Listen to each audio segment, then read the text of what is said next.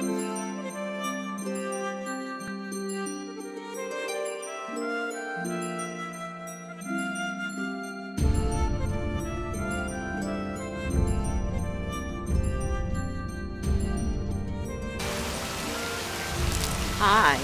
I'm Shaheerah.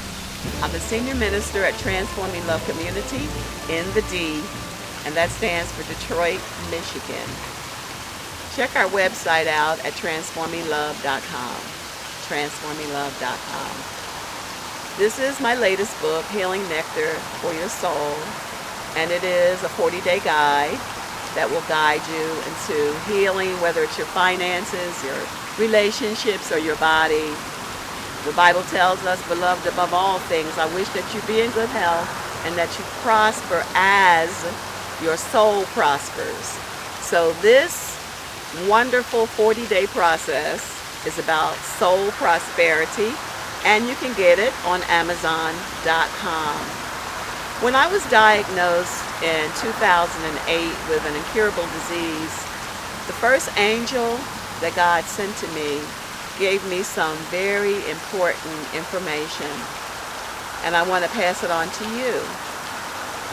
She said, don't see it, don't say it, don't name it, and don't claim it.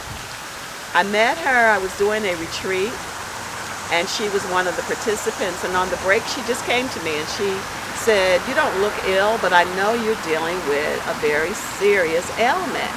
And I said, yes, I am. She says, well, Spirit just has led me to come and tell you, don't see it, don't say it, don't name it, and don't claim it. She was telling me of her experience with cancer, and that cancer had come on the outside of her breast, and she still chose to go the natural route. And she said it was very difficult, which you can imagine. It is very difficult not to see it when you're seeing it with your physical eyes. So what does that really mean? It means don't keep putting so much attention on it. Get your attention on something else, and don't keep talking about it. You know, as humans, we love to tell the story. However, the more you keep telling the story, the more you're feeding the very thing that you say you want to get rid of. So stop talking about it. As I walked through my process, and my process lasted for months and years. That's right, years with an S on it. I didn't talk about it because I already knew that if I kept talking about it, it would grow. I would be feeding it. People that I love would be worrying, and the worry really actually equals the way in which you're praying. Whatever we focus on, it does expand. And so don't see it. Get your mind on beautiful things. Get your mind on God. Try to do pleasurable things.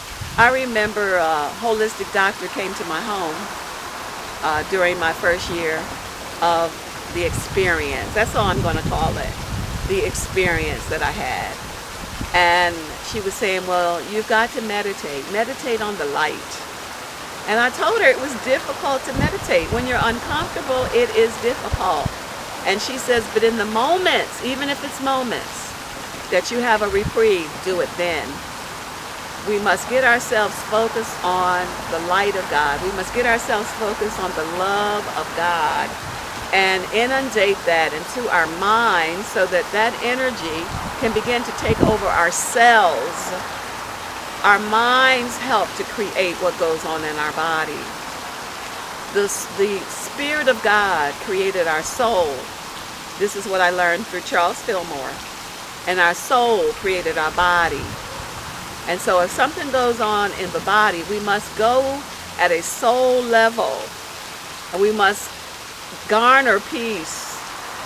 We must look at where are we not having peace in our lives.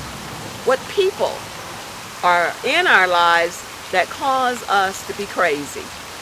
Yes, there's some crazy makers in the world, and some of them might be in your environment. But understand that you get to choose who comes into your environment, and you get to choose how long they can stay. Don't see it, don't say it, don't name it. Don't keep saying my diabetes, my high blood pressure, and stop claiming it. And stop claiming it through saying that it's hereditary. The Biology of Belief, that's a book. I forgot the author's name. The Biology of Belief is a great book that will teach you from a medical doctor that this genetic predispositioning is bunk. It's now, and you can change your cells. We can change anything with God and following the laws of God. Don't see it, don't say it, and don't name it. I'll see you next time.